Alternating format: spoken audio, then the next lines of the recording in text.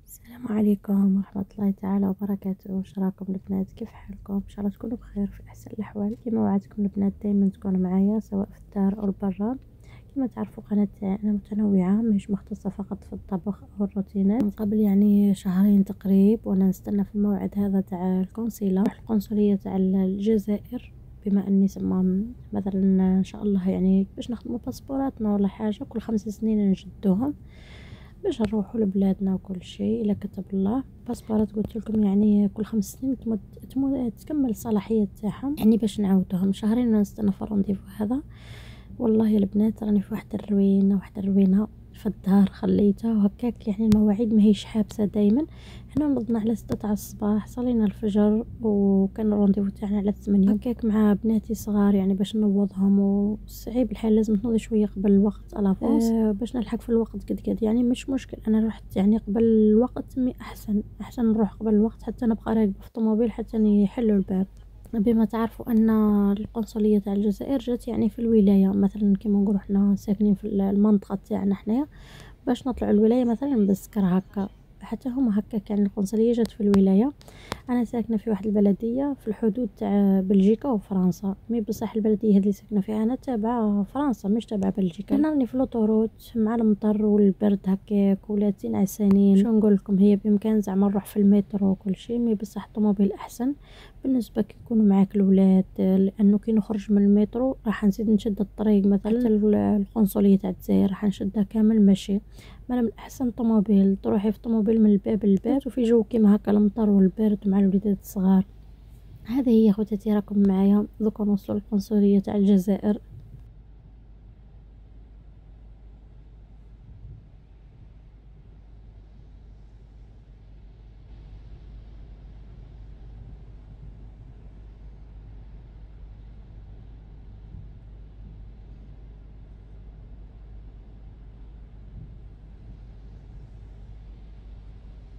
Vous quittez une zone de contrôle.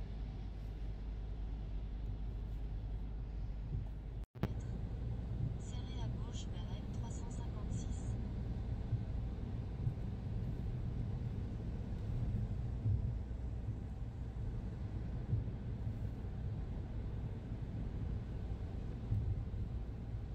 Zone de contrôle sur votre trajet.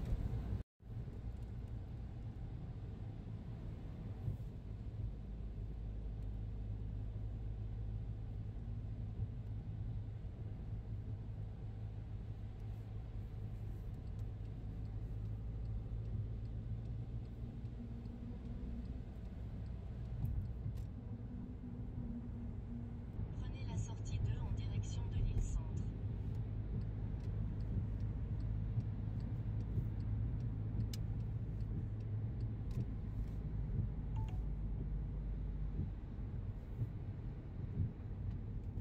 Dans 200 mètres, continuez tout droit sur boulevard du Docteur Calmette.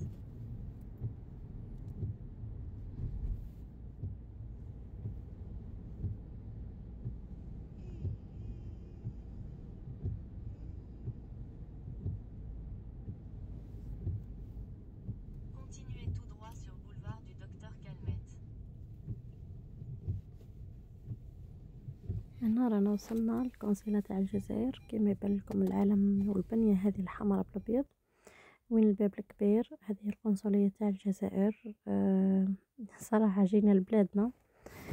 هذه هي حبيباتي، هنا وصلنا رانا نستناو كاين الغاشية ولا البنات يعني. منين نشوفوا العلم الجزائر هكا يريش صراحة، تحسوا روحك روحتي لبلاد وجيتي. وهنا البنات في نفس النهار اللي مشيت فيه القنصلة الصباح هذا على 3 العشية ديت بنتي حتى هي الدونتيست. المهم الله يحسن العوان، النهار تاعنا كامل يفوت كاجري ورونديفوات، وهذا هما ناس الغربة. يكذب عليكم الكاذب اللي يقول لكم خلاف.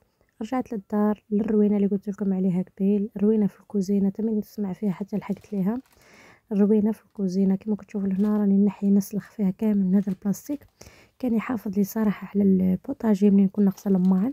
هذا البلاستيك شويه يحافظ على اللوح باش ما يتنفخش من الماء. هنا راكم تشوفوا في هذا الكواغط كامل نسلخ فيه من الحيط نحيهم باش اختر ماكم شفتوا مع الطياب وهذيك تبدل اللون تاع الكارت. هذا كامل البرودوي راني درتو في الارض يترنخ.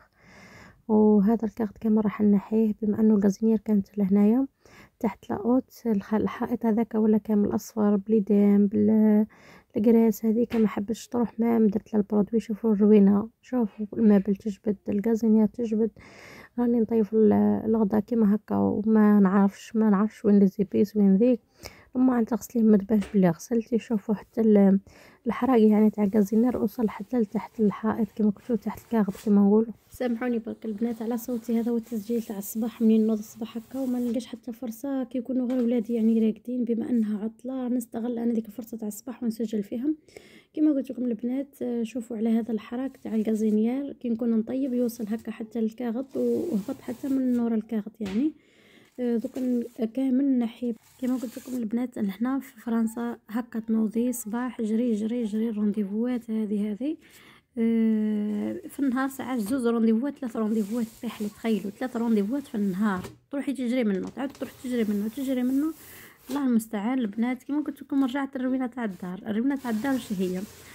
تحضيرات ان شاء الله المطبخ كما نقولوا في رمضان ما يكونش هكا مروان معفس، نشتي كل حاجه مورغانيزي في بلاصتها منظمه. وهي من الاحسن يعني دائما المطبخ يكون منظم.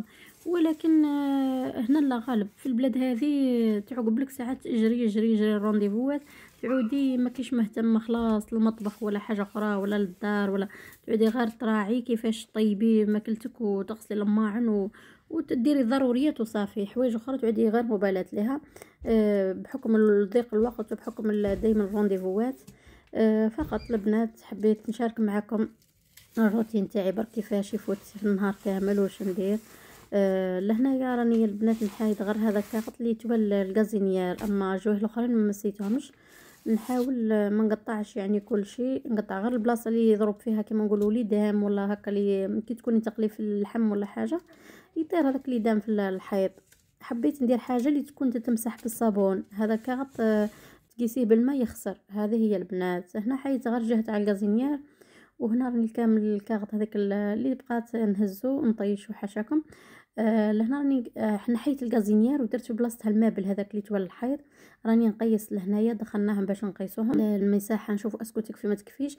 راح ندير واحد الغازينيير لهنا ولقيت مشكل وسكتو برك واحد الروينه. وشوفوا الغبره هذيك تاع اللوح كيفاش طايحه في الارض، مره نريسبيريها باسبيراتور زعوده تطيح. خليها على ربي وصاي. المهم احنا انا والراجل تاعي رانا نتعافروا ماناش بخو في هذه الحوايج، مي بصح نسلكوا راسنا وصاي. هذه هي حبوباتي، وبقاو معايا ان شاء الله الفيديوهات القادمه ونشوفوا المطبخ كيفاش يولي.